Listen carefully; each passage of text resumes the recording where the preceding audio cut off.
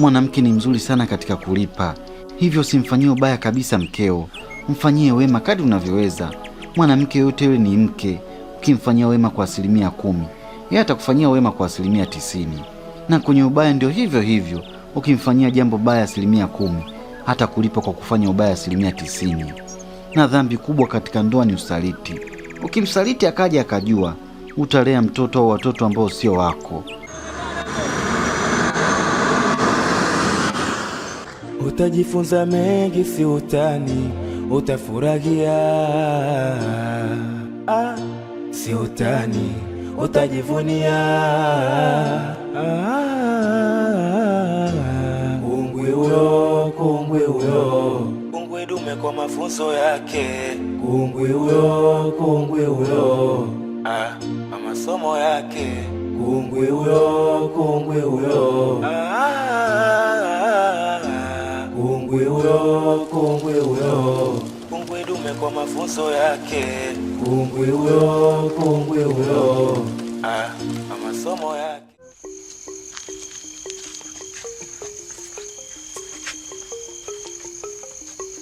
Mwenyekiti. Mwenyekiti. Nani mwenzangu? Naongea na mzee Madange hapa. Mzee Madange, mbona usiku mwingi? Usiku mwingi, lakini ni kwa nia njema tu. Ndio. Kwanza nikupe pole sana kwa usiku. Kuna shaka nimekuja. Naona nimekuja kutoa taarifa kama kwa kiongozi kwamba pale nyumbani nimepatwa na ugeni. Kwa hiyo niliona si vizuri niendelee kulala bila kuleta taarifa kwako. Kwa kama ni kiongozi. Na ndio maana nimesema pole sana kwa usiku, kujua ni usiku, lakini taratibu ndio zinavyosema. Ugeni huu umefika kwako? Umefika kwangu pale. Na hauna tatizo lolote? Kwa amani? Ni kwa amani kabisa. Basi haina shida. Ni mgeni wangu safi kabisa. Haikuwa na sababu ya kuja usiku mwingi kama huu. Ungekuja tu asubuhi. Kwa hiyo tufanye njoo tu asubuhi ili niweze kumtambua. Si ndio? Basi nashukuru kwa hilo mwenyekiti. Basi kaendelee kupumzika. Hakuna shida. Basi karibu. Haya, asante sana. Usiku mwingi huu. Mara nyingine wao usio na wasiwasi. Asante.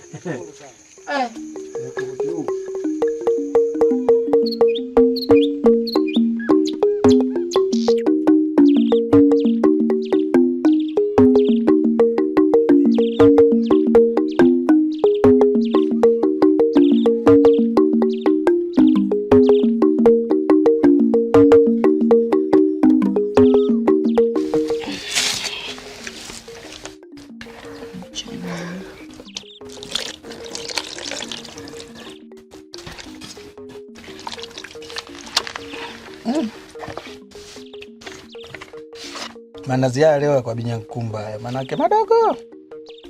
Hayo mume wangu.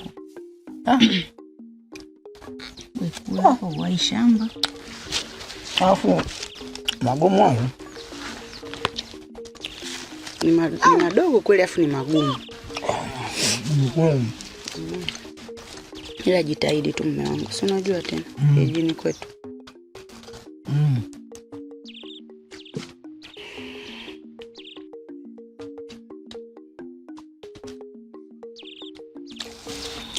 Fatuma. Beno. Mimi kuna jambo nimefikiria. Jambo gani? Fatuma amemaliza darasa la 7 na hakufaulu. Na mimi uwezo wa kumwendeleza kusoma yule sina.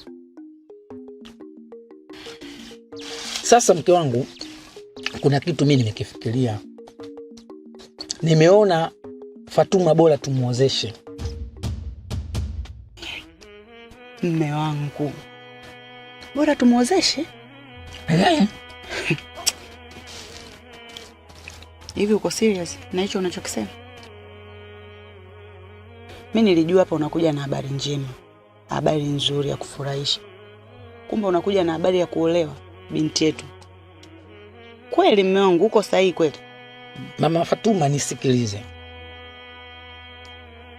Wewe unafikiri mimi nitafanya nini? Hali yangu mimi ndo kama hivi.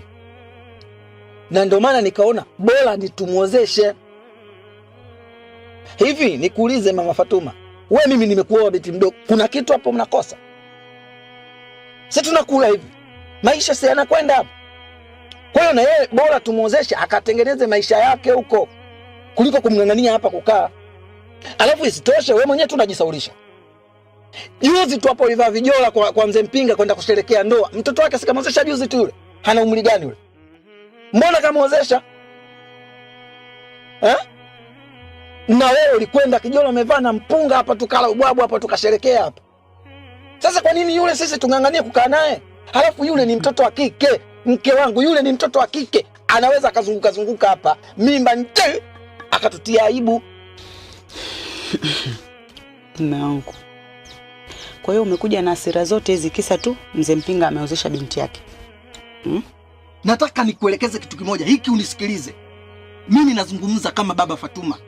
Wewe niliyokushauri kama mama Fatuma, lakini sikuwa na kusema nimeshindwa kuliamua hili. Ningeamua toka mapema. Yaani tukae tubishane tu swala moja tu hapa. Umetaka Fatuma ataolewa, haukutaka Fatuma ataolewa. Wewe vipi bwana? Kwanza hiyo chai yako kunywa mwenyewe. Na ufanye hapo shambani. Shambani.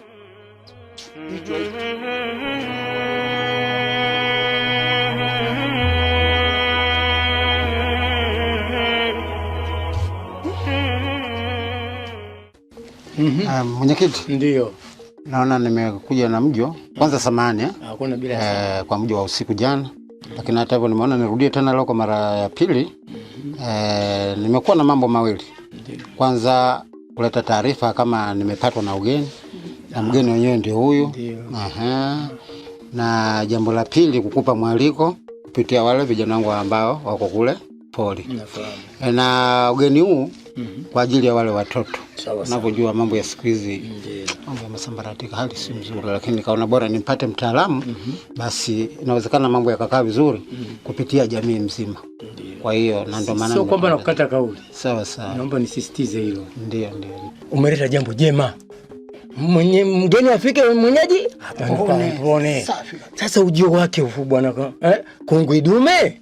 Basi uwe kwa manufaa ya wanajamii wote wa kijiji. Sawa. Na hilo jambo alionalo ninajua litaleta manufaa kwa wanakijiji. Vijana wengi wameharibikiwa na utamaduni wa kigeni. Hatuna vijana. Utakuta mavazi, lugha zenyewe, wazee kama nyao. Kamati ya chini. Basi subiri. Nisipoteze muda, nitamuita kijana atapiga ngoma. Siku na saa itajulikana. Mkutano. Utupe hiyo elimu hiyo. Tunahitaji. Karibu sana. Basi mimi siwapotezee muda. Shughuli nyingi na mimi mwenyewe. Basi okay. Asante sana.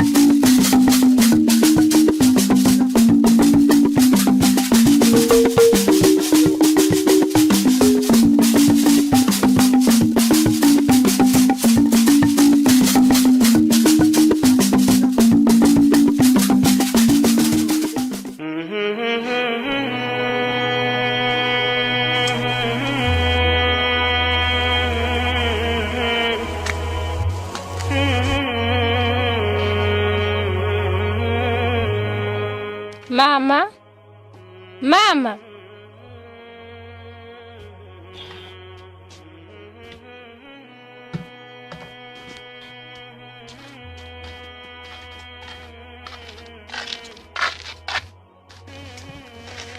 Mama, una nini mama? Mbona umekaa kihuzuni hivyo?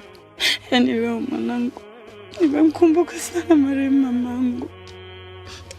Enzi za uhai wake alinihusia sana takapokuja kupata uzao wangu. Niwarazishe sana elimu.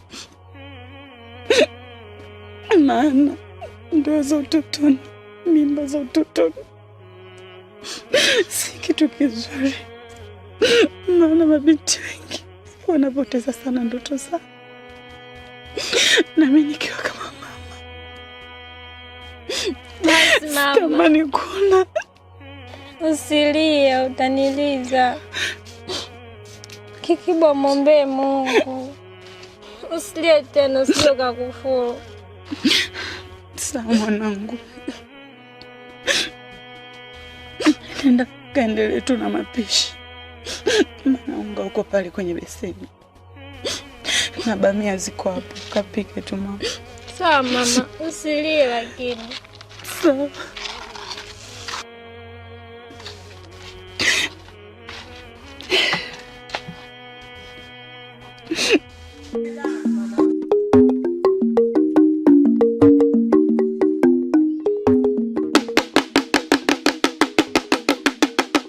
Meno! Wichishuru! Ulinkutano! Atompekeso! Mweke! Wache Masudi! Pinkumane ehu!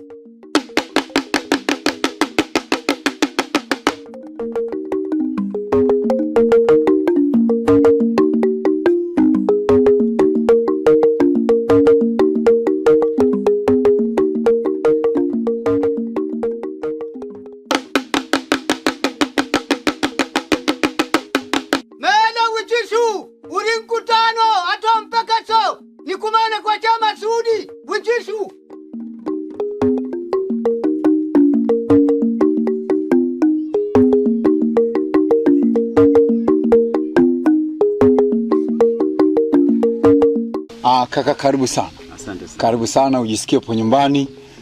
Na hii ndio familia yangu kaka. Wazima jamani? Wazima, karibu nyumbani, hapa ndo nyumbani. Asante sana. Kaka, mimi naitwa Ndugu Bacho. Ndugu Bacho, na mimi ndio ngaliba wa kijiji hiki. Na kama ngaliba wa kijiji hiki, hata hao vijana ambao unakwenda kuwafunda, mimi ndio ngaliba wao. Na nilivyopata ujumbe wako kutoka kwa mwenyekiti nilifurahi sana. Nikasema ndugu yangu huyo tutasaidiana majukumu. Kwa sababu nilichoambiwa kutoka kwako wewe ni ile hali ya kuambiwa kwamba unaweza kuwafunda vijana wetu wa kiume. Nikaambia bwana kuna kungwi dume bwana anakuja. Nikafurahi sana, Kwa hiyo kabla ya yote niseme sisi kwetu tuna taratibu zetu. Sisi kaka Mtwara kwetu kuna makabila matatu. Kuna Wamakua, Wayao na Wamakonde. Kwa hiyo ulipofika kwetu hapa ni pa Wamakua Masasi. Na najuaga mimi Wamakua anatokeaga Lindi. Hapana. Sio Lindi. Lindi ni kwa Wamwera. Masasi ni pa Wamakua.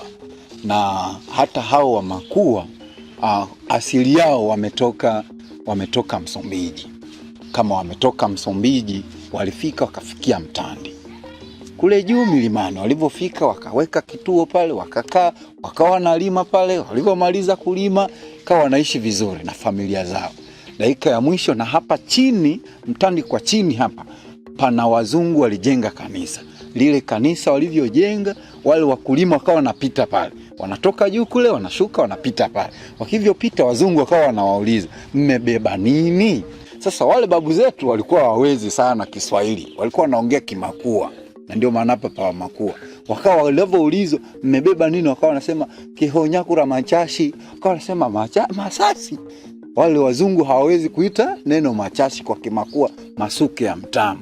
Kwa hiyo kwa kuitwa vile wakawa wamesema Masasi mpaka leo pakawa pa Wamakua pa Masasi. Kwa hiyo Wamakua sisi asili yetu ndio tuko hapa. Wamakonde asili yao wapo kule juu. Newala, Tandaimba na sehemu zingine, lakini kwa mkoa huu wa Mtwara ni makabila yetu hayo matatu. Karibu sana kaka. Mimi nikutoe hofu na nishukuru kwa ukaribisho wako. Lakini pia nikuondoe pia wasiwasi. Tutashirikiana vyema. Kushukuru sana. Karibu sana. Asante sana. Karibu sana. Asante. Chomea hindi bwana, mgeni amekuja bwana. Hindi bwana. Usisumbue tu. Basi hata boga bwana. Kuna boga pale bwana. Boga kidogo bwana. Haya sawa. Karibu sana. Pole na majukumu ya siku nzima. Mimi nashukuru. Ndio. Lakini mume wangu ninaombi. Ombi langu nilikuwa naomba nifanye biashara ili niweze kupata pesa ya kumsomesha Fatuma. Lakini kama biashara itashindikana kwa sababu tuna mashamba yetu leo 3. Unaonaje tukiliuza moja? Ili tukipata hiyo hela ili mtoto aende shule.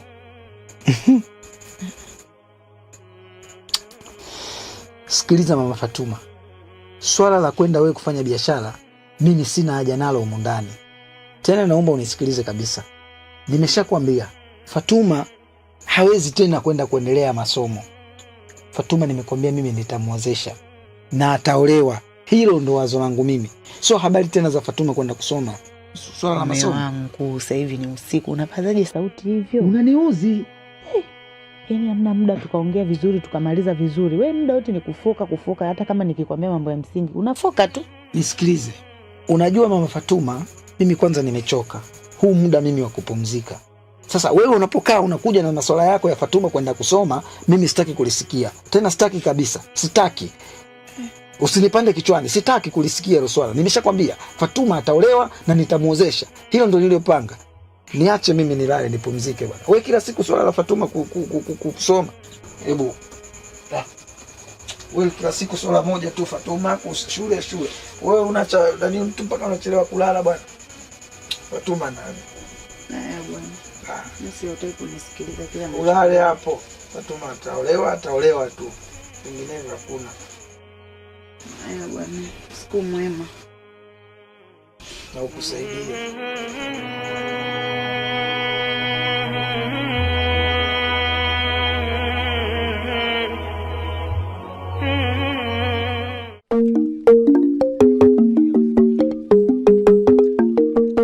Wananchi oye!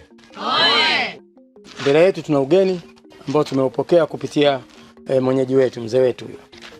Kwa maana hiyo wanasema kwamba mgeni afike mwenyeji apone. Mwenyeji apone. Sasa kwa maana hiyo kupona kwetu kumekaribia. Kwa hiyo bila kupoteza muda kwanza nafikiri tungemkaribisha ili aweze kutusalimia kidogo. Karibu.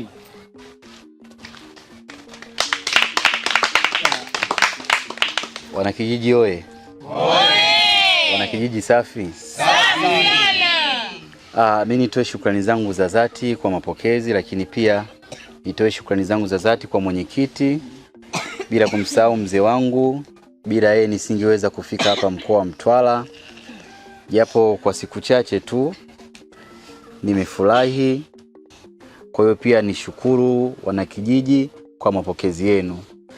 Awali ya yote nijitambulishe kwa majina, mimi naitwa Kungwidume. Naitwa nani jamani? Kungwidume.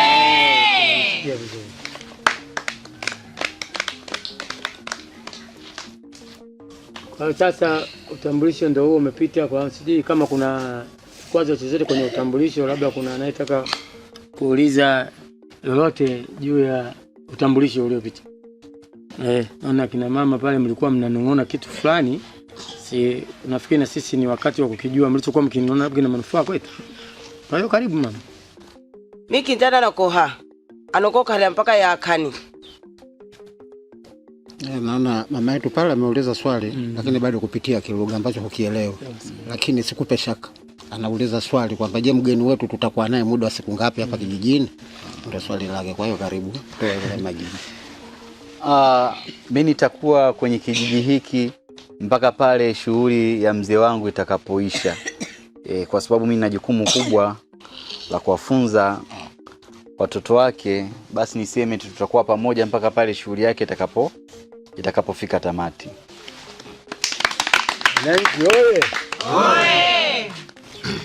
Karibu sana kwetu Mtwara Masasi. Asante. Sasa baada ya utambulisho nafikiri ni wasawa kujua kilichomleta. Kwamba ni nini katika ile fursa ya kielimu. Kwa elimu ambayo tukalitoa hapa ni mafunzo katika swala zima la vijana wanapoingia katika swala zima la ndoa. Tunajua changamoto ni nyingi sana sasa hivi. Ndoa za vijana hazifiki hata mwaka mmoja, hata miaka miwili. Ukikuta kijana ndoa yake imedumu, basi maybe huyo kijana anafanya kazi nje ya mkoa huo au nje ya nchi. Na akiwa anafanya kazi huko, basi unakuta changamoto ni nyingi sana. Kwa hiyo hii ni fursa kwenu Ni fursa vijana kuweza kutengeneza ndoa nzuri.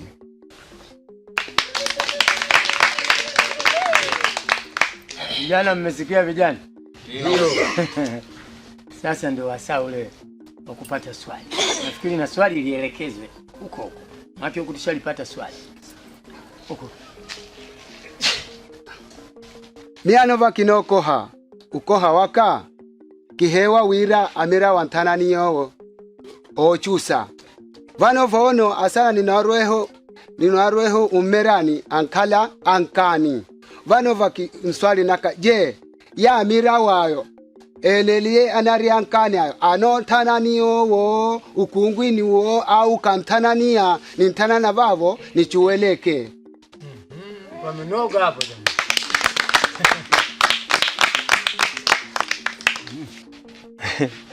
Mwenyeji naona mtafsiria ili aweze kutujibu vizuri. Swali zuri sana. Naona bado maswali yanaendelea kuletwa kwako mgeni, lakini kwa nia njema tu. Bado wananchi wangu au ndugu zangu bado wanataka ufahamu zaidi kwamba kwa mila na desturi ya kwetu huku tumeshozoea kwamba watoto wetu tunawapeleka kwenda kupata sunna ya jando wangali wana umri mdogo. Mtoto anataka kumpeleka mwaka kesho kwanza darasa la kwanza shule ya msingi, basi mwaka huu nampeleka poli. Au yuko darasa la kwanza, basi pale unampeleka wapi? Pole. Sasa bado anauliza pale ndugu yangu kwamba je, bado tunayo watoto wadogo, hawa bado tuendelee kusubiri umri usogee au uwezekano upo wa kuweza kuwapeleka poli sasa hivi ili wakaungana na wenzao kuendelea kupata elimu zaidi ya kupitia mila na desturi?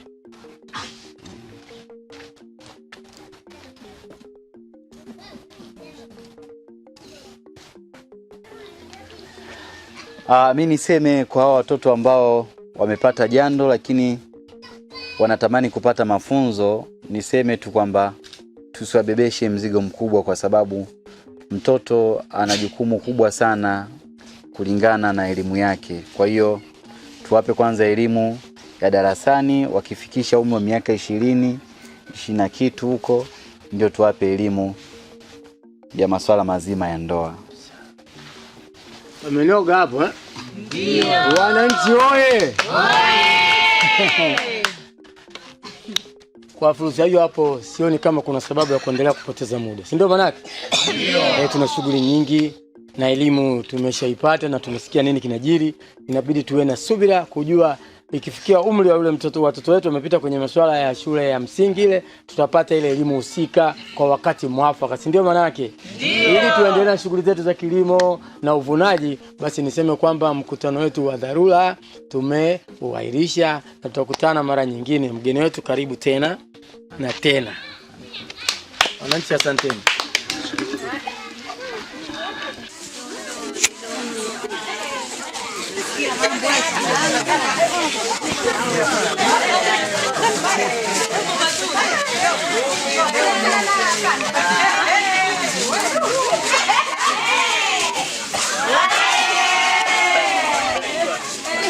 Hivi umeyasikia yale mambo leo kwenye kikao? Nimesikia mambo ya kungwi. Habari za kungwi dume. Utasemeana? Mimi nimezipenda. Lakini mimi naamini watoto wetu watabadilika sana. Ni kweli kabisa. Si ndio mama? Kweli kabisa. Inawezekana watadumu kwenye ndoa zao, maana huku kwetu yani ndoa za utotoni zimekuwa nyingi. Mambo ya ovyo ovyo yamekuwa mengi.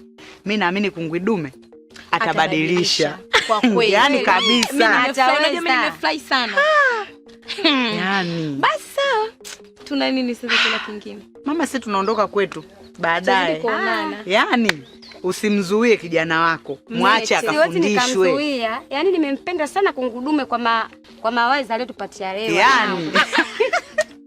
Basi haya mama, baadaye. Haya. Rafiki yangu, Bella rafiki yangu. ndoto zangu za elimu naona zinafika mwisho. Kwa nini rafiki yangu? Wazee wangu anataka niolewe, anataka kuniozesha. Wakati mwenyewe bado nataka kuendelea na masomo. Rafiki yangu, mimi wazazi wangu hivyo hivyo. Walipogundua kama mimi nimefeli, waliuza mazao yote kwa ajili mimi niendeleze na masomo. Wewe na wewe jaribu kukaa na wazazi wako, labda watakuelewa. Kile rafiki yangu. Twende rafiki yangu, inuka twende.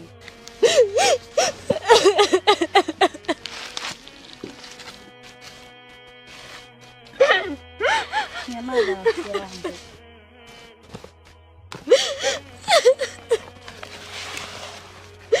Nyamaza rafiki yangu.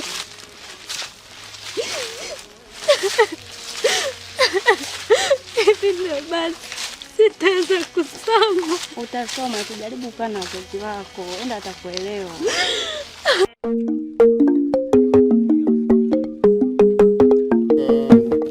Atijingaika.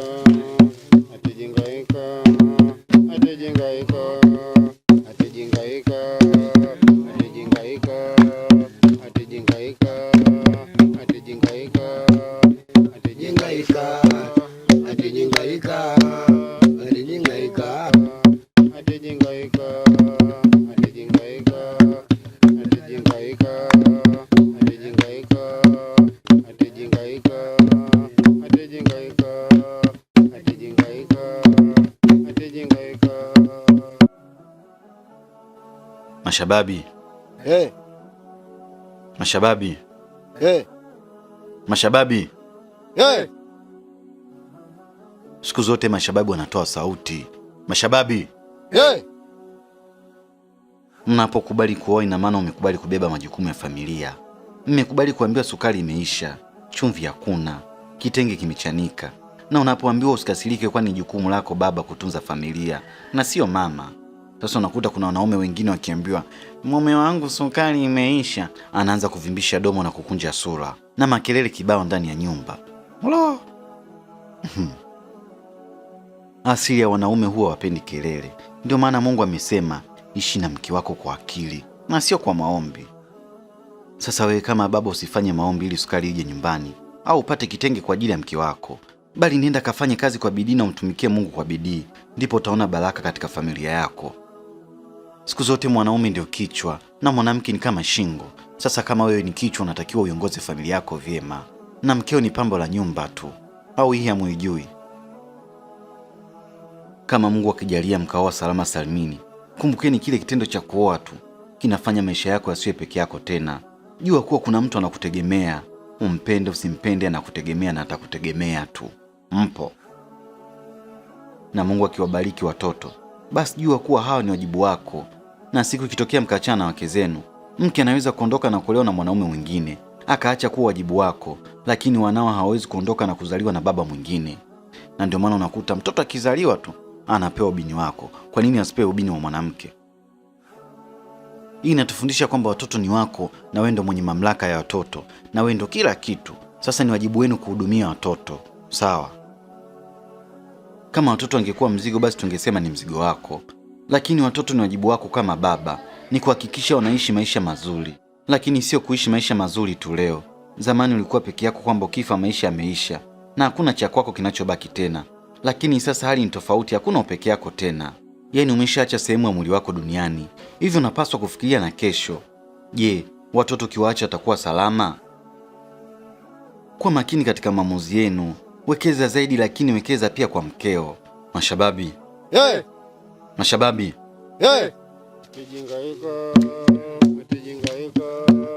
Atijingaika.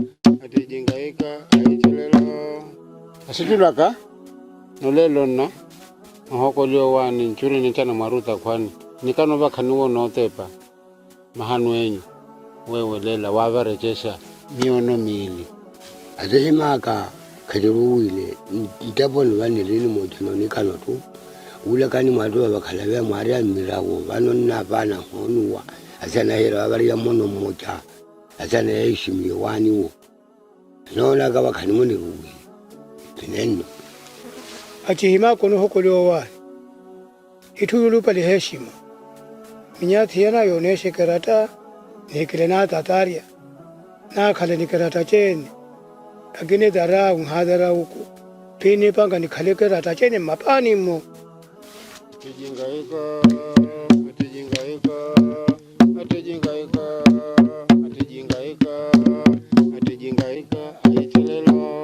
Moja ya vitu vizuri ambavyo unaweza kuachia watoto wako kama baba ni mke au mama kwao ambaye anaweza kutafuta na kuwahudumia kama wewe. Hembu jiulizeni, hivi leo hii ukifa, je, mke wako anaweza kuwatunza watoto kama unavyotunza?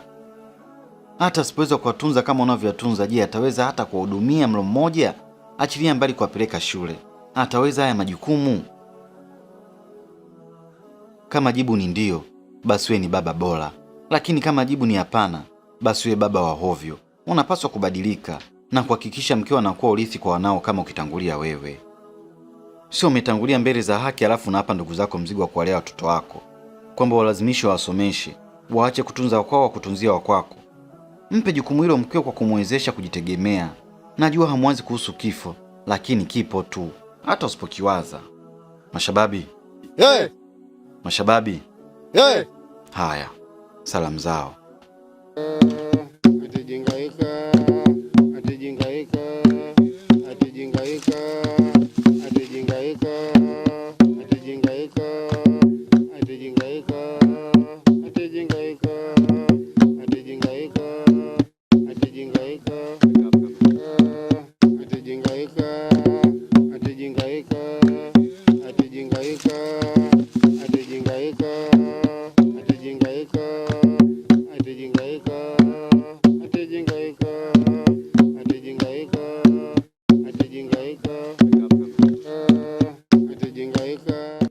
Chotea maji bwana, tuondoke.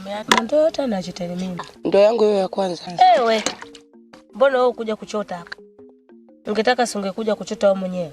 Msinipelekeshe. Nimekumbuka kitu. Nipi? Kuhusu kile kikao cha kungwe dume. Kile tulichotiwa jana. Sasa. Yaani mwenzangu nilichowaza mimi au wenzangu. Unajua yale maneno yamenikosha, yamenivutia. Ila nilichoshangazwa cha kuonekana wanafundishwa wanaume tupu. Ina maana wanawake sasa hatuna haki. Nicho dadangu. Hata mimi mwenyewe nilikuwa nawaza jambo hilo kwa sababu hata mwenyewe usiku sijalala. Ninawaza jambo hilo. Hapa inaonekana kwamba kuna ubaguzi. Je, sisi wenye watoto wa kike tunafanyaje hapo? Vawe na nipangike. Nako heri na madange. Ndio. Papi yeleo ndeto. Au nera chan. Kweli. Sambano tuyaule tujigale mesiga, tujaule kumusi, tujaule kwa kwa mwenyekiti. Baba vala kuvilanju kwa vani? Madange. Kuvilanju kwa madange. Tujaule kwa madangeko. Tukwatende leti. Uwe tukuika. Kuika kwetu. Kwa saka veva la kungwe dume. Tukusaka atujiganye. Ya kusaka kwa jiganye hao. Achalo meo. Na uacha kongo tukusaka hiyo yope. Au anyamwe nkuti uti. Ndio basi. Kweli. Basi fanya chota maji tuondoke. Maana sio unajua mambo asubuhi. Ameshaanza huyo. Leo inaye atulii. Ngoja nijaze. Jaza basi dada tuondoke. Bebeni maji. Mzee wangu, samahani sana. Samahani kwa hichi ambacho nataka kuzungumza kwa sababu nimekukuta katika shughuli zako. Itakiwa hili swala tukazungumzie nyumbani kwako. Maana natoka hivi naelekea katika mihangaiko, nikasema ni bora nipitie ili niweze kukuelekeza hili jambo. Nakusudia kujua kuhusiana na lile jambo la mwanao Fatuma. Ikiwa tulizungumza mara ya kwanza ukaniambia nifanye subira ufikirie. Na ukiangalia muda mrefu umepita, kwa nikasema bora nipite hapa ili niweze kujua umefikia wapi. Mimi kama mshenga na kijana wangu yuko hai kulitambua hili swala, ikiwezekana tulifanye mapema.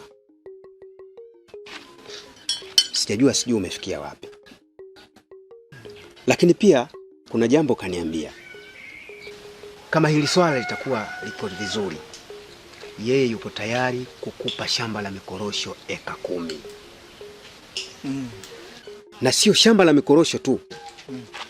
Na pia ameahidi kukupa pesa taslimu shilingi 500,000. Na anatoa hizi pesa sio kama ongo, hapana. hii kama vile ongera na shukurani kwa malezi uliomlea Fatuma. Sawa sawa kabisa. Mimi bwana ni kuondoe shaka juu ya hili. Sawa. Kwa sababu Fatuma mwanangu mimi kama ulivyozungumza awali. Na nimemlea mwenyewe kama ulivyosema. Kuhusu swala hili nyinyi wala msiwe na shaka yoyote. Na tena hata kama mkisema muje leo nyinyi karibuni tu hapa. Mimi nashukuru sana. Na katika mambo yaliyokuwa muhimu yafanyiwe kwa haraka swala la ndoa. Kwa hiyo hili mimi nikitoka hapa nitaenda kumjulisha kwamba kule hakuna tatizo, ikiwezekana tufanye haraka ili jambo lipite. Basi mimi niondoe shaka. Karibuni sana. Basi asante sana. Karibuni sana. Pole na kazi, endelea na kazi. Basi asante. Haya heri.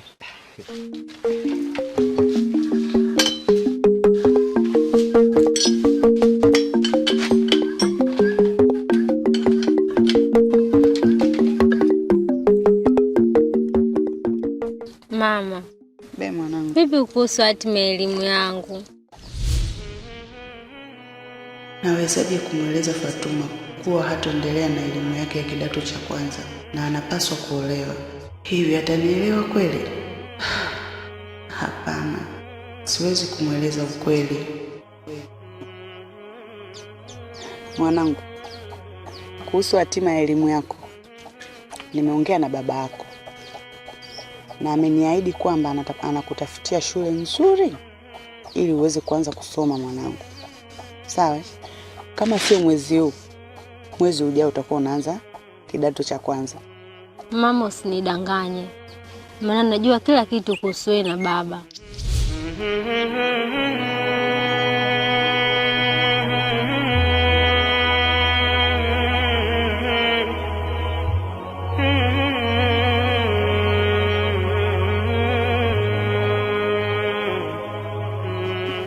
Mmepanga kuniozesha. Sipo tayari mama. Nahitaji kuendelea na masomo.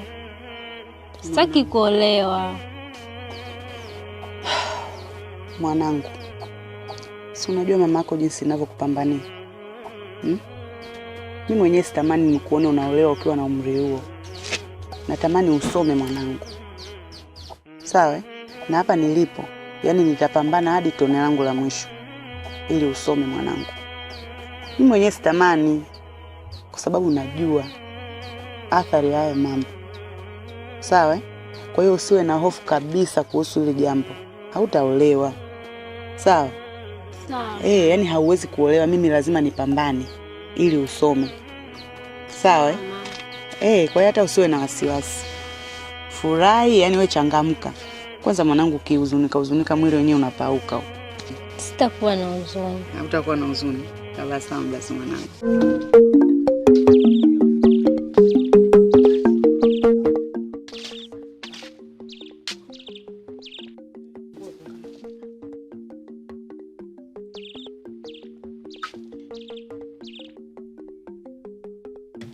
Odi.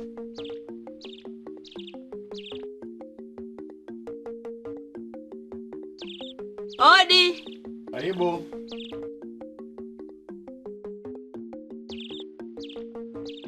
Karibuni. Asante. Naam. Sisi hapa wageni wako. Nimekuja hapa lengo kuuliza swali. Kufunda kwa unafunda wanaume tu au na wanawake unafunda? Kufunda si kwa wanaume tu peke yake. Hata wanawake pia nafundwa. Kumbe na sisi tunastahili. Kwa hiyo hapo sasa na sisi tunafanyaje hapo ili na sisi tupate kujifunza zaidi? Mpo wangapi? Tuko watatu. Watatu. Na nyinyi watano? Hapana, sisi wawili na mwenzetu yuko nyumbani. Sawa.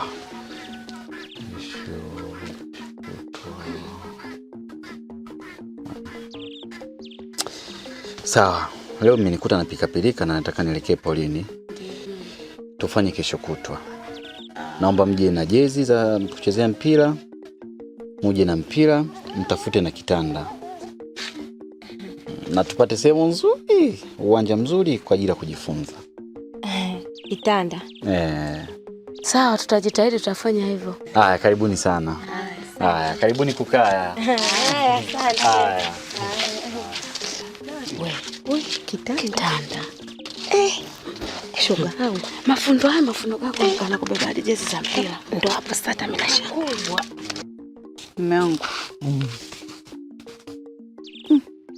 Wewe naye jicho unaloniangalia. Hebu tabasamu basi kidogo.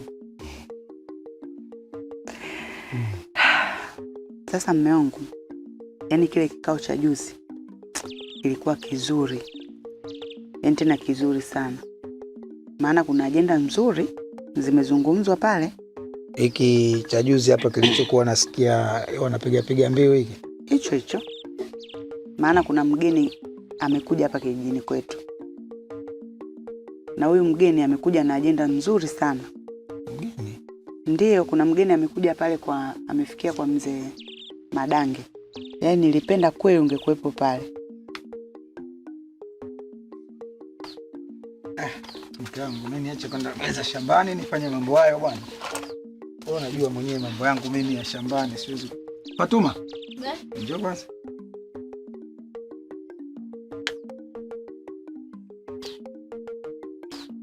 Chai iko wapi? Kwa jikoni. Kingine anza kuleta chai kwanza, alafu ndo tuletee vitafunio. Sawa mwanangu? Sawa baba. Sawa mwanangu. Alafu nataka ni uelekeze jambo hapo. Jamani, kula ni ibada. Sasa wakati chakula kipo, lazima uwe unatulia ndo unakula. Sasa kabla hatujaendelea na chakula, sisi tunatakiwa kwanza nimwelekeze Fatuma. Mwanangu Fatuma, kuna jambo hapa nataka nikuelekeze. Mwanangu, umeshakuwa mkubwa na umemaliza darasa la 7. Sasa tumekaa na mama yako hapa tukajadiliana, tumeona bora tukuozeshe. Hapana baba, sitaki kuolewa, nataka kusoma. Sasa unavyofikiria wewe mwenyewe, masomo wewe utayapata vipi? Na mimi baba yako nishakwambia kwamba sina uwezo wa kuendeleza wewe kusoma. Fatuma mwanangu, hapa hakuna njia nyingine, ni wewe ni kuolewa tu, sio tena kusoma. Mimi sifikirii tena wewe kuendeleza kusoma. Hali hiyo wewe sikufikirii kusoma, kwa sababu kwanza sina uwezo, ni bora nikuozeshe mwanangu. Nimesema sitaki kuolewa, nataka kusoma, sio kuolewa, sitaki. Kwa hiyo unanitolea mapembe sasa? Baba Fatuma, hebu tumpe uhuru mtoto wetu. Uhuru gani tumpe? Wewe unamfanyia haya mtoto, na maana wewe ndio unasababisha haya yote mtoto afanye ashinde kunisamini hapa. Mtoto ananivunjia heshima, mtoto anakuwa hana heshima. Yaani hicho alichokifanya hapa leo hajakuvunjia heshima, hajafanya chochote. Ameongea haki yake, anataka kusoma. Hana umri wa kuolewa Fatuma, unamlazimisha tu kwa tamaa zako. Sasa nimepata kuelewa. Kumbe huyu mtoto jeuri hizi zinatoka kwa mama yake. Mama Fatuma, nataka nikwambie kitu kimoja. Huyu mtoto tunamuozesha. Nakwambia hivyo. Huyu mtoto tunamuozesha. Hivi Mama Fatuma, unachofikiria hapa, hata kama huyu atakaa, hali yangu mimi ya kiuchumi wewe unaifahamu. Wewe unafikiri mimi nitafanya nini? Nikwambie Mama Fatuma. Mama Fatuma, wewe unataka kunipanda kichwani. Alafu pia kumbuka huyu ana akili. Yale yote tunayoyafanya hapa nyumbani anayasikia na anayaelewa. Hiki alichokifanya hapa leo, amekwambia ukweli. Anataka kusoma. Tena na mimi niko pamoja naye. Wewe si hauna uwezo? Mimi nitafanya kila kitu atasoma, hata kuuza upupu nitauza atasoma. Wewe unataka na sio kuolewa. Mimi sibishani, nakwambia ukweli. Mama Fatuma, nitakutafuna. Wewe niletee tu upumbavu wako. Maana sijui umekuaje kwa. Sio umetoka kila siku. Wewe unakuwa na wewe sasa unataka kuleta upumbavu nyumbani hapa sasa. Mtoto asiniheshimu, wewe mwanamke mimi usiniheshimu. Wewe umekuwa mtu gani? Shubahamiki wewe.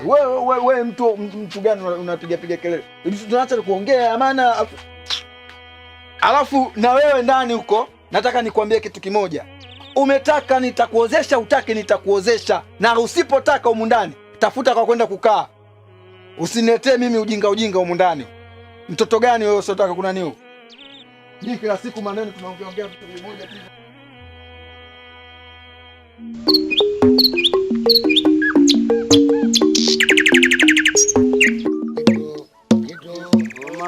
Kitola kito omarwa kito kito wewe nuda kito omarwa wanela kitola kito omarwa kito wanene wikoma kito kama weleta omarwa wanjibo omarwa kito jibo ne haniya kito kitola kito omarwa kito.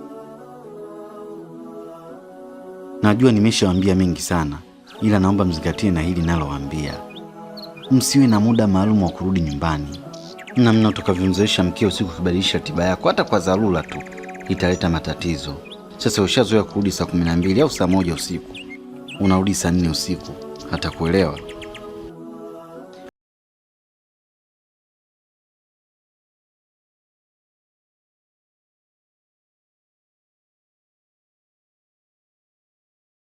Kabla mwanamke mwingine yote yule, labda awe mama yako mzazi, maana hata kusumbua kabisa. Labda kama imebidi ndio mama anaweza akasumbua, lakini wazazi wengi sio wasumbufu. Na kama mtanunulia simu kubwa wake zenu, ile sio pambo, maana kabla kumuoa ulishamzoesha kumpigia, kuchat naye, kutaniana naye mara kwa mara. Ulikuwa na kazi lakini ulipata muda wa kuongea naye, wa kuchat naye kupitia simu.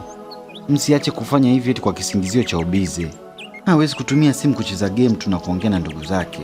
Na anahitaji kuongea na kuchati na wewe.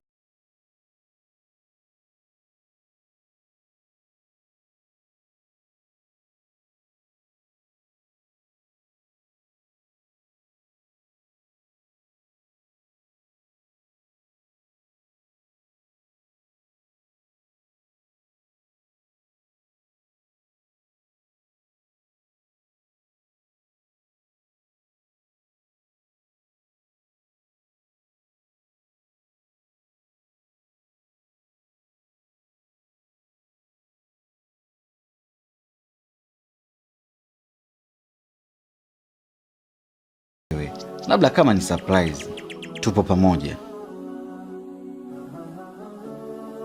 Mashababi.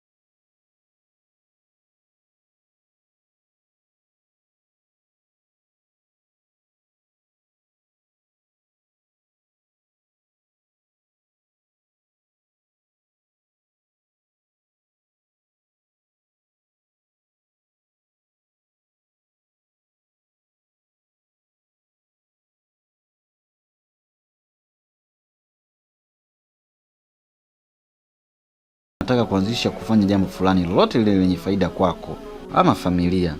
Mkifanya hivyo atakuwa mwazi kwako, hata kuficha lolote lile. Mmenielewa?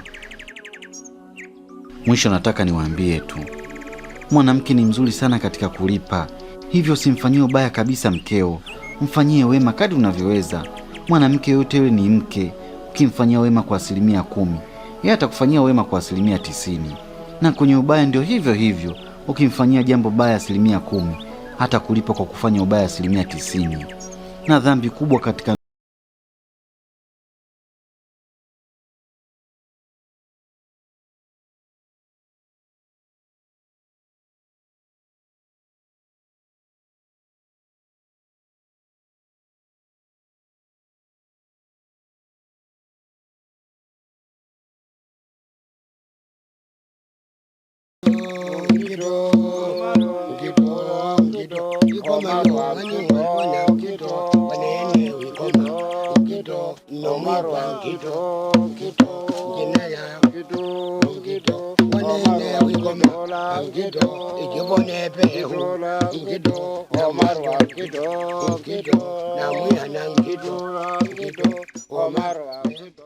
za asubuhi baba. Mzuri mamangu, habari za asubuhi leo? Salama, shikamoo. Na habari za nyumbani?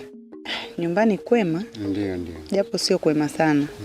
Lakini tunamshukuru Mungu tumeamka. Inshallah. Baba. Sasa babangu nimekuja hapa. Ndio. Na jambo langu moja tu natamani unisaidie. Ni kuhusu mimi na mume wangu. Pale nyumbani tuna mzozo mkubwa sana. Lakini mzozo huu ni kutokana na yule binti yangu Fatuma. Mume wangu anataka Fatuma aolewe. Kwa umri ule? Kwa umri ule babangu. Anataka aolewe, anasema yeye hana uwezo wa kumsomesha, hana uwezo wa chochote kwa sababu amefeli darasani. Kwa hiyo amesema yeye hawezi kumuendeleza tena, anataka aolewe. Sasa hili jambo mimi kama mama limeniumiza sana.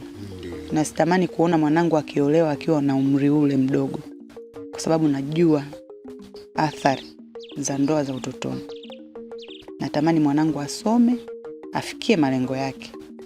Lakini mume wangu haelewi, yani hanisikilizi. Yani hataki tu chochote, hili jambo kwake amelivalia njuga kabisa.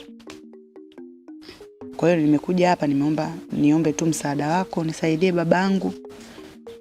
Labda atakusikiliza. Sawa mama. Nimekuelewa. Lakini kwa msaada huu, kwa jinsi ninavyomfahamu mume wako ni mtata. Ni kweli kabisa, wala sio uongo. Naona juzi tu huku mtaani nimegombana naye mimi mumeo kupitia zoezi la korosho. Lakini hata hivyo nikaamua mzigo kumwachia ili utata usiendelee. Lakini hata hivyo kukosa msaada kwangu mimi bado hujachelewa zaidi. Tajitahidi kuongea na kungwi dume ili akupe msaada zaidi. Kweli baba. Mimi naamini utafanikiwa. Yule atakusaidia na zoezi lako litakwenda vizuri vile unavyohitaji. Basi mimi nitashukuru sana. Yaani nikipata huu msaada nitashukuru mno. Kwa sababu binti yangu bado ni mdogo, miaka 12 tu.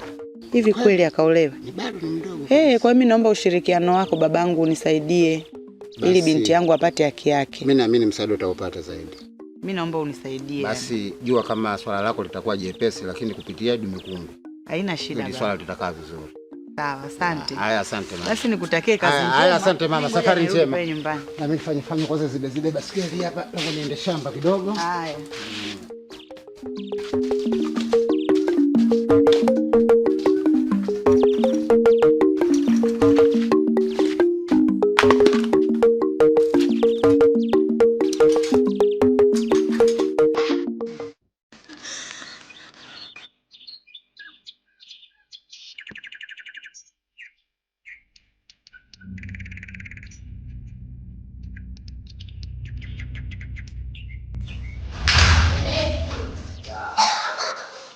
That is called leo tunaangalia the 12th correcting answer. Tunakuja section ya pili. What dash Amina do every day? Know the sentence, the future, and past sentence in the past tense, and then tutamika kwenye past tense. Ndio maana tunaweka when. Ingekuwa ni kitu ambacho sana. Kila siku kuna madaftari I'm eating. Ni kitu ambacho tunakula kila siku. So what do Amina do every day? A. Do. B. E. C. D. D. D. Da.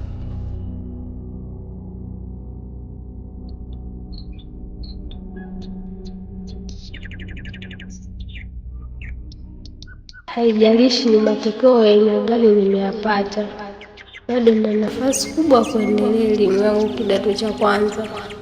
Acha nichukue maamuzi.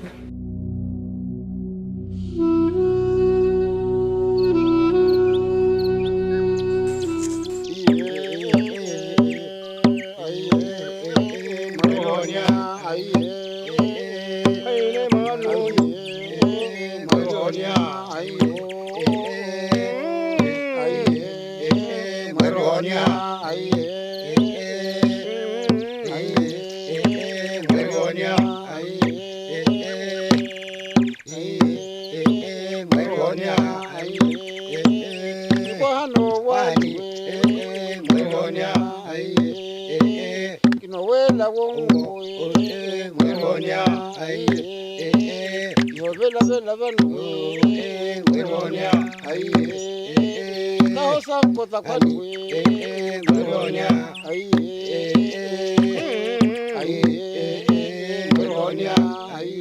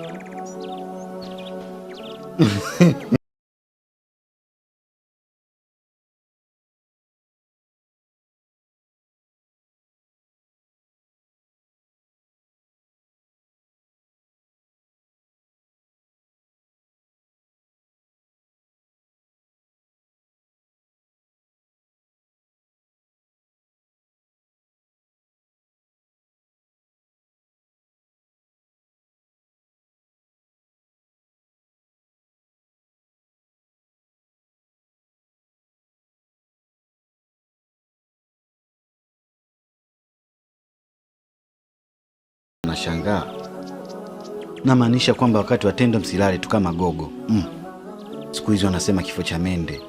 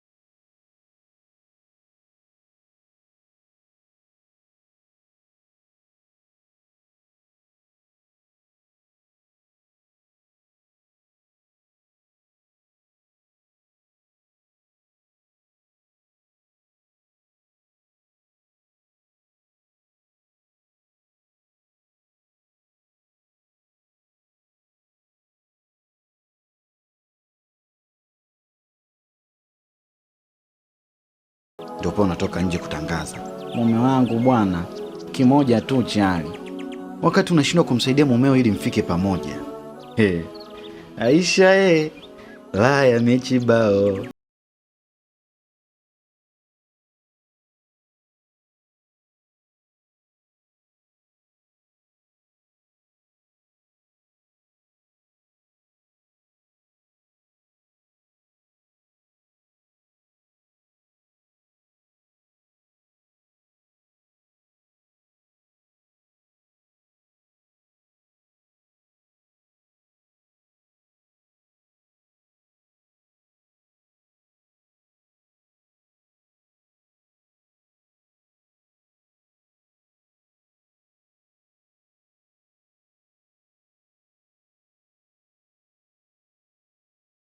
Ndio pale atakapotoka kwenda kutafuta mtu mwingine aonyeshe ujuzi wake, huku kibaki kupigiwa majungu tu.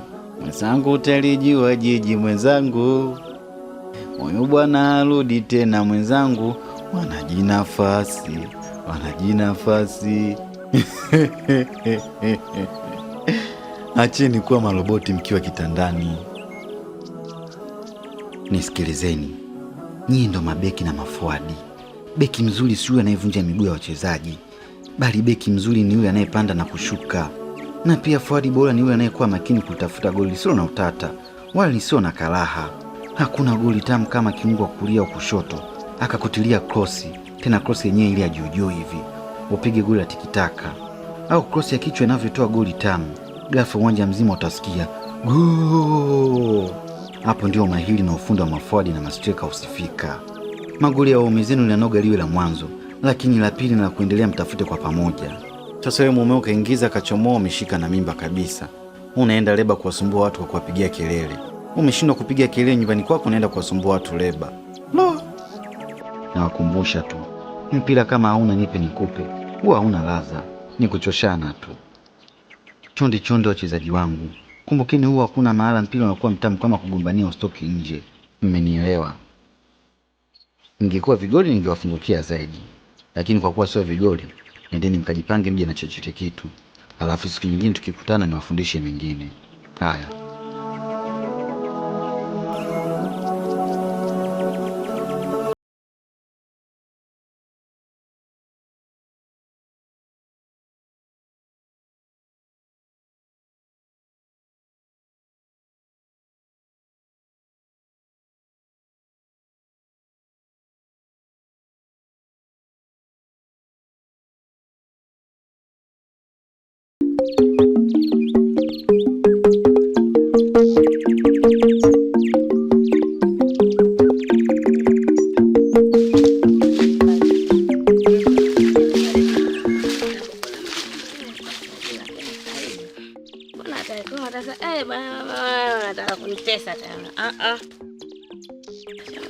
Mama umeyapata wapi? Sikwambia sio kuulizana, wewe fanya kazi tuendelee. Shoga zangu, tufanye mpango tukatafute pesa. Hata tukipata shilingi 10,000, tupeleke kwa kungwi dume ili wakatufundi yale mambo yale ya kutokulala kama gogo, au unasemaje? Lakini hapa sio unavyojua kama sisi waume zetu wengine. Yaani hapa tuabidi tupambane tu si wenyewe tu. Kama mume wangu mimi alivyokuwa na gubu.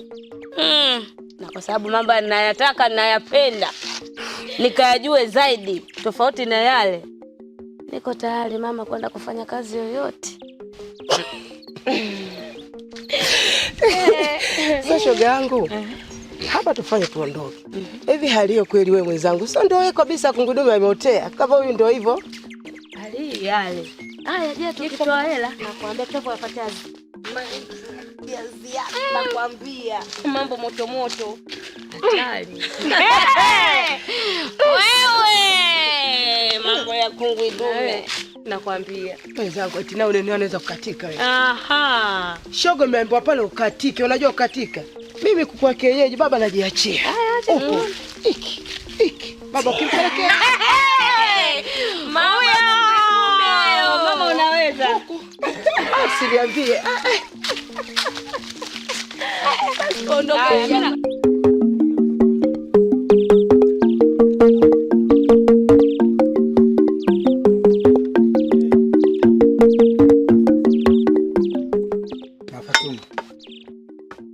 Haya ndo malezi yako unayotaka. Angalia jikoni pale palivyo. Tulivyopaacha ndo pako vile vile. Mtoto tumemwambia akoleze jiko. Unisikilize usinipandishie. Mtoto tumemwambia akoleze jiko pale, alafu pako vile vile. Hapa janani. Yale ndo malezi yako ninayotaka. Ndio? Kwa hiyo ni malezi yangu au ni malezi yetu? Malezi yako, kwa sababu yale ndo malezi unayotaka. Siku zote tunagombana hapa kuhusu malezi yale unayotaka wewe. Tunatoka wote shambani. Mimi najua kinachoendelea hapa nyumbani. Wewe na igugu. Wewe.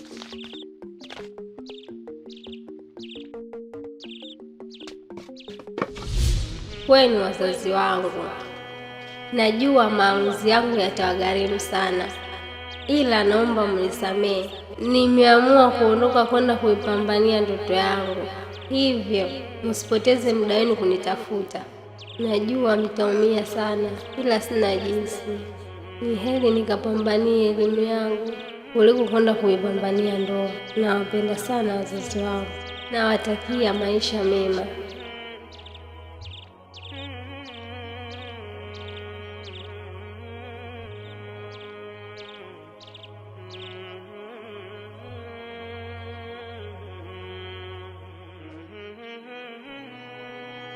Hata yupo. Hebu isome kwanza barua. Kwani imeandikwaje? Isome Mama Fatuma.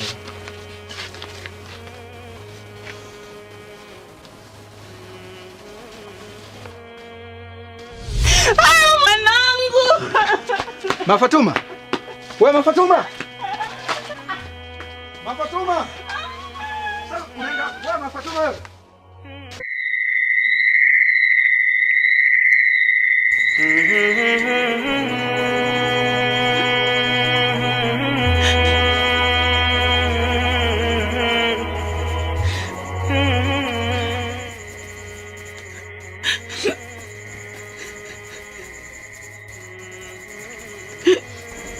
Fatuma, mke wangu, naomba unisamehe, maana nimefanya jitihada zote kumtafuta Fatuma lakini sijafanikiwa kumwona.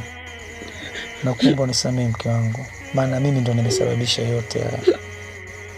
Sawa mke wangu, nakuomba usilie, kwani ukiendelea kulia sio ndo suluhu la kuweza kumpata Fatuma. Nakuomba wewe nyamaza, ili kesho tuweze kuendelea na kumtafuta Fatuma. Sawa mke wangu. Naomba pumzika.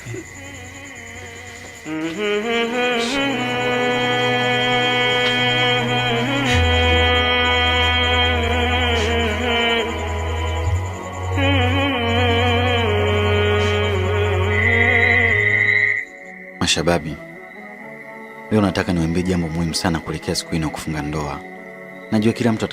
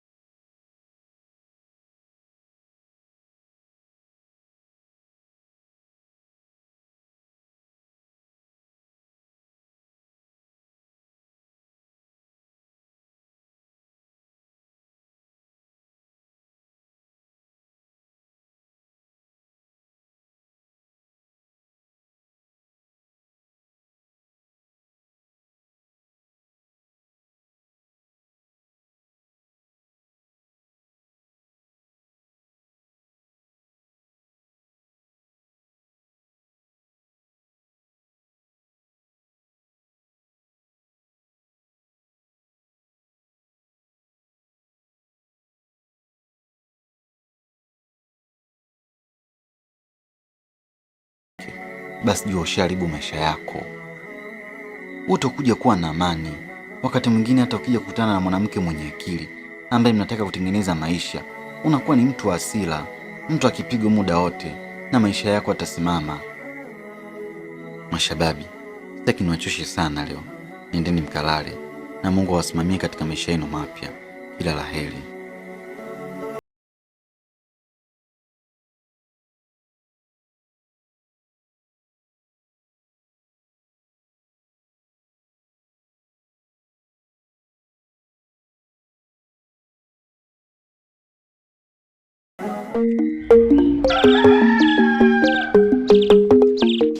Shoga, kwema? Kwema vipi? Poa. Mzima? Za nyumbani? Tunashukuru, hatujambo. Poa, vipi? Safi. Shemeji anasemaje? Na jambo.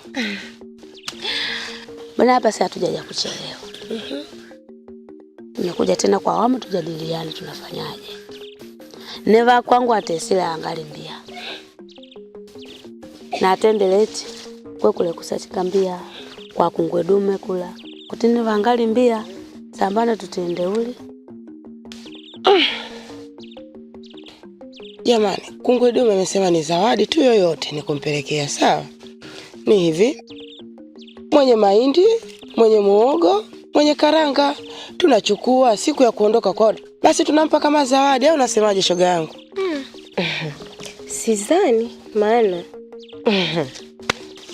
yaani unachoongea ni sahihi. Sababu unajua hata mimi naona aibu. Kwa sababu tulitegemea kama tunaenda tena tukapata mafunzo tena. Aliyo yale. Haya je, mengine hayo itakuwaje tutakapopeleka zawadi? Asa leo tutapokuwa tunakutana naye. Mimi binafsi nikikutana naye njiani, kama nikiwa mimi wa kwanza kumuona, nakula chochoro najificha, ndaona aibu. Va, yopanga. Mweke nangwa. Ala nakuo, mimi ntesha. Niroehe. Anopochera arwani wanyaya neracha. Ni kweli. Eh. Zawadi ni chochote. Hakuna namna. Twendeni nyumbani tukachemshe karanga. Au? Choka hivi. Tumechoka sasa hivi tunakuwa hapa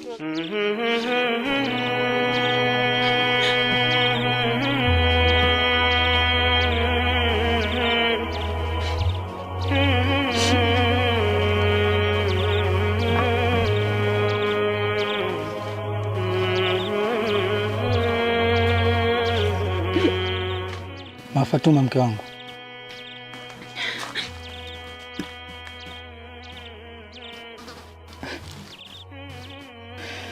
nisikilize mke wangu Mafatuma, twende nyumbani ukale. Ndio nyumbani nikale kwa furaha gani? Haya ndo unayataka mume wangu. Kila siku nilikuwa nakwambia Fatuma bado mdogo, hastahili kuolewa. Una sasa ile mkuta. Sikiliza Mafatuma, mke wangu, sisi wanaume tulikuwa tunaamini kumsomesha mtoto wa kike ni hasara, lakini nimefikiria, nimeona kuna umuhimu wa Fatuma kuendelea na masomo. Sasa basi, naomba nikwambie, Fatuma ataendelea na masomo. Mr. Kweli kabisa Mafatuma, kwa sababu sasa mimi nimeanza kuamini, nimeona kabisa umuhimu wa Fatuma kuendelea na masomo, kwa sababu nimeona sasa hivi tunao madiwani wa kike, wabunge wa kike, mawaziri, mpaka marais pia wa kike wapo. Kwa hiyo nimeona umuhimu wa mwanetu Fatuma kuendelea na masomo. Na kuahidi mke wangu, mimi nilikosea sana na nilikuwa nyuma kabisa bila kutambua. Hivi na kuahidi mke wangu, mama Fatuma ataendelea na masomo. Kweli Mungu? Kweli kabisa mke wangu. Na ile posa niliyochukua mimi nitairudisha. Na kuanzia sasa mke wangu, nitakuwa balozi wa kwanza kabisa kuwaeleza wanaume wenzangu, wale wenye tamaa za kutaka pesa kuozesha mabinti wadogo. Sawa mke wangu? Kweli Mungu. Kabisa mke wangu. Kwa unaniahidi Fatuma atasoma? Fatuma ataendelea na masomo. Naomba unyanyuke ukale ili tukamtafute mwanetu Fatuma. Sawa Mungu. Sawa mke.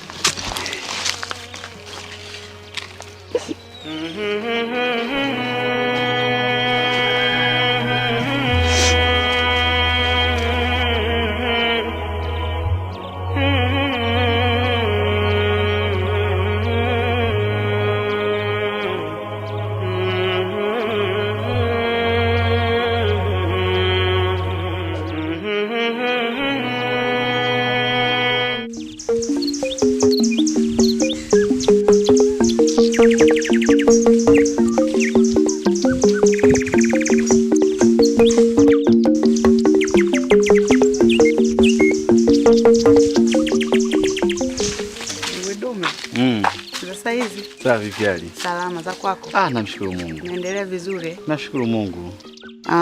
Nimetokea hapo nyumbani sasa hivi sijakukuta. Unajua shughuli za kuwafunda watu. Polini, nyumbani ukae sana, polini kuwasimamia watu. Ni kweli. Ila naamini hamna kilichoharibika. Ndio.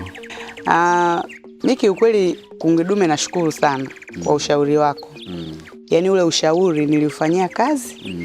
Na hapa ninapokuambia umezaa matunda mazuri sana. Hongera sana. Yaani mume wangu amebadilika na amekubali kumpeleka mtoto shule. Hongera sana. Kabisa, yaani nashukuru sana. Yaani ujaji wako umeleta mabadiliko makubwa sana kijijini kwetu. Na ninaamini watoto wengi watasoma.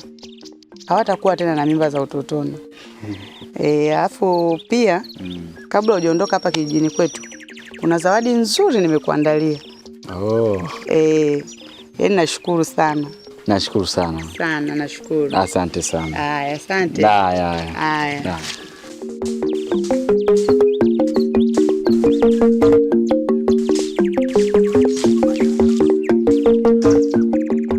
Mzee Madange. Mimi nitoe shukrani zangu za dhati sana, nikushukuru. Maana bila wewe nisingeujua mkoa wa Mtwara. Bila wewe nisingefika Mpekeso. Sawa. Lakini pia nitoe shukrani zangu za dhati kwa serikali ya kijiji. Imenipokea, tumekaa vikao salama salimini, tumeshirikiana vyema mpaka kufikia hapa tulipo. Na lengo la kukuita hapa Mzee Madange ni kutaka kukushukuru, lakini pili ni kutaka kuomba ruksa. Wale vijana pale nilipofikia nafikiri panatosha, ni pakubwa mno. Palipobaki ni kwenu nyinyi wazazi. Kama kuna cha kuongezea, cha kupunguza, basi ni jukumu lenu wazazi. Ila kwa elimu yangu, sidhani kama kuna kijana atakwambia pale ameachana na mke wake. Na kuhakikishia, sidhani kama kuna kijana atatokea atakwambia, babu, mke wangu bwana changamoto hivi hivi, au mke wake akakuja kukupa taarifa kwamba bwana mjukuu wako kuna 1 2 3. Sawa. Mimi niseme nimemaliza. Licha kumaliza, nimefanya kazi kwa juhudi zangu ipasavyo. Hivyo naomba ruksa niweze kunyanyua mguu wangu nielekee zangu nyumbani.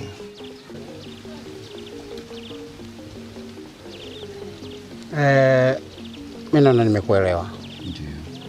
Umefanya kitu ambacho mimi kimenitia faraja kwenye moyo wangu na mji wangu kiujumla. Asante sana, shukrani. Kwanza ile kuitika wito wangu na kutekeleza lile jambo ambalo nimekuitia kwenye mji wangu. Hilo natoa shukrani na pongezi kubwa sana. Asante sana. Lakini sasa kwenye mila zetu na desturi, ukiangalia wale vijana ambao walikuwa pori, wale walikuwa wanasumbuliwa sana na mizimu ya babu zao na bibi zao. Lakini wakawa wabishi, walikuwa hawapendi vitu kama hivi. Lakini walipokuja kukubali, wao tumewaweka pori na wamefundika. Kwa hiyo sasa inabidi tuwakabidhi mikoba kwa mila na desturi za huku kwetu. Kwa hiyo ningekuomba muda wa siku 2 ili uone jinsi gani tunapowakabidhi mikoba wale vijana. Ina maana huku vijana wakitoka polini wanakabidhiwa mikoba? Hapana, si wote, ila ni wale ambaye walikuwa hapo kule pori, kwa sababu wale walikuwa wanasumbuliwa na mizimu ya babu zao na bibi zao. Kwa hiyo inabidi tuwape mikoba na wawe waganga kama walivyokawa babu zao na bibi zao. Basi mimi nikahisi kwamba vijana wakitoka polini wanakuwa waganga. Sawa. Mzee Madange, natamani sana niwepo. Natamani sana na mimi kuwa miongoni mwa watu ambao watakaoshuhudia vijana wangu wakikabidhiwa mikoba. Lakini pia nisikitike na nikuombe radhi, sitoweza kuhudhuria. Mke wangu ananisumbua sana. Hivi ninavyokuambia si mkongo aziishi. Mume wangu naota, mume wangu mazao, mvua nyingi, na si unajua tena yuko peke yake. Sawa. Sasa unakuta mambo hayaendi. Na mimi kiukweli nimemisi mke wangu. Sawa. Mwezi mzima sio mchezo. Sio kazi ndogo hiyo. Sana.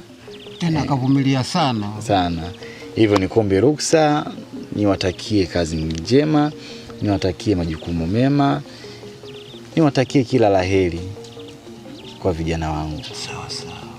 Mimi nitoa shukrani Bwana Kungwi Dume kwa kuitika wito wangu pale nilipowahi kukuhitaji na ukaja kwenye mji wangu. Nashukuru sana. Na kutekeleza lile jambo ambalo mimi nilikuwa nimehitaji kwako. Hilo mimi natoa shukrani sana. Kwa hiyo mimi bado nitaendelea kukupa ruksa, lakini mwisho wa siku utakapokuhitaji basi nijaze kama ulivyonijaza leo. Mzee Madange, sasa hivi tumeshakuwa ndugu. Na mimi nakubali. Kwa lolote lile tuko pamoja. Sawa. Basi mimi nikushukuru sana na nikuombe kesho asubuhi uje unichukue, kwa sababu njia hizi za kupita zimekuwa changamoto kidogo. Nishazoea nyumbani, polini, nyumbani. Hivyo ningeomba kesho asubuhi nifuate nipeleke stendi. Ila nisingependa mtume bodaboda.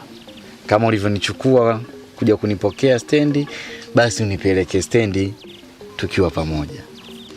Mimi nasema ondoa shaka. Mguu wangu nitautumia na nitakukuta sehemu husika. Nashukuru sana. Wala usiwe na hofu naye. Nashukuru sana. Asante sana kwa hiyo. Unajua sasa Mzee Madange. Ndio. Sasa hivi kumekuwa kuna changamoto kubwa la wimbi la vijana. Kwa wale vijana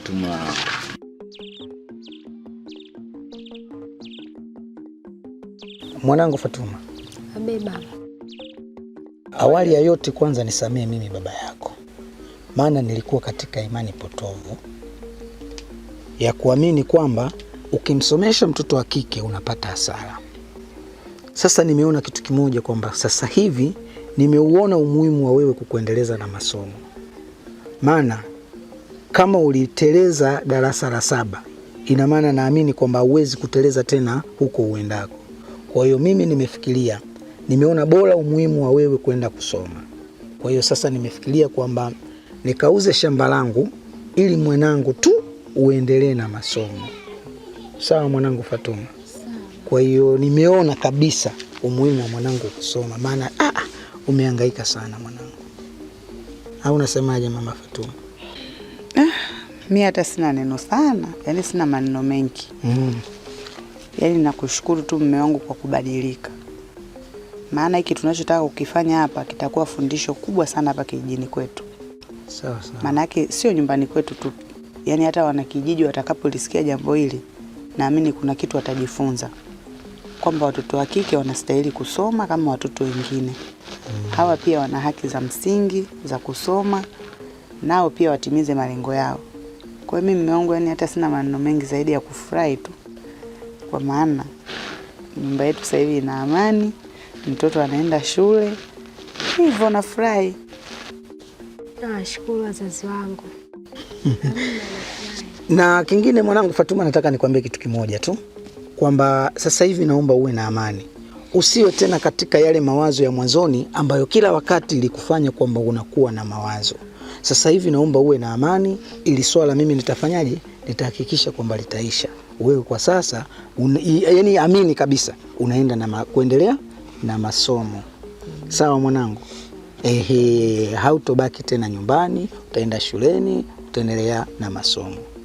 Sasa ufurahi na wewe au upende kurudi shule? Napenda. Sasa mke wangu, mruhusu Fatuma akafanye shughuli zake. Alafu mimi na wewe twende kule shambani tukaliangalia lile shamba. Hata tukipima tujue, mimi nikitoka ya kule tu basi nikamtafuta yule mteja ambaye ataenda kukumuuzia lile shamba. Basi haina shida mume wangu, mimi niko tayari hapa, nituondoke tu. Fatuma mwanangu. Nenda kaendelee na shughuli zako. Basi tuondoke. Sasa hivi? Muda ndo huu. Ninapokupendea mimi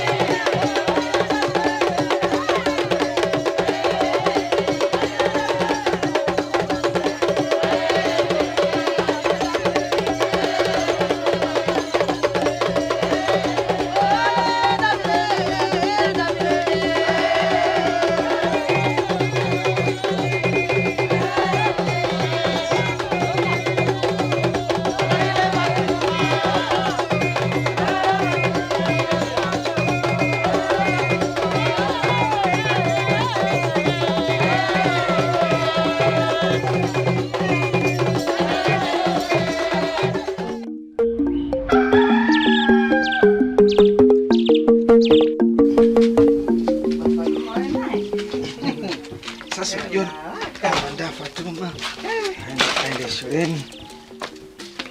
Upepo umeangalia lakini au umetoa tu naye? Upo. Fatuma! Fatuma! Wewe unalala hadi sasa hivi? Si muda huu lakini mwanangu unachelewa. Hapana mama. Nilikuwa nimalizia kuvaa viatu. Haina shida mwanangu, umependeza. Fatuma. Abeba. Unajua kujiandaa. Maana hata mimi baba yako nilikuwa sijiandai hivyo. Mimi nilikuwa kidogo tu nifanye. Fatuma mwanangu. Abeba. Leo siku yako ya kwanza unakwenda shuleni. Na si umeona mimi baba yako nilivyotumia gharama Ndio. Sasa basi, naomba usiniangushe. Sawa. Sawa. Naomba ukasome. Sawa mwanangu? Sawa baba. Mimi mwanangu sina maneno mengi ya kusema. Naamini wewe mwenyewe unajua jinsi gani nimekupambania mwanangu. Nimelia, nimetoa machozi sana kwa ajili yako. Nimepambana kweli kweli, wewe mwenyewe unajua. Kwa hiyo ninachotarajia hapa kuona unafanya vizuri shuleni ili utimize malengo yako mwanangu, sawa? Sawa. Yani usiende kufanya mambo ya ajabu mwanangu. Mimi nakutegemea unajua. Sawa. Si ndio Ndio. Sasa hebu wahi shule, muda umeenda sasa hivi. Nashukuru wazazi wangu kutimiza ndoto yangu. Hasa mshukuru baba yako. Maana yeye alikuwa mgumu huyu, mbishi. Nashukuru wote. Haya mwanangu, muda unaenda, hebu nenda shule. Wahi shule mwanangu. Weze.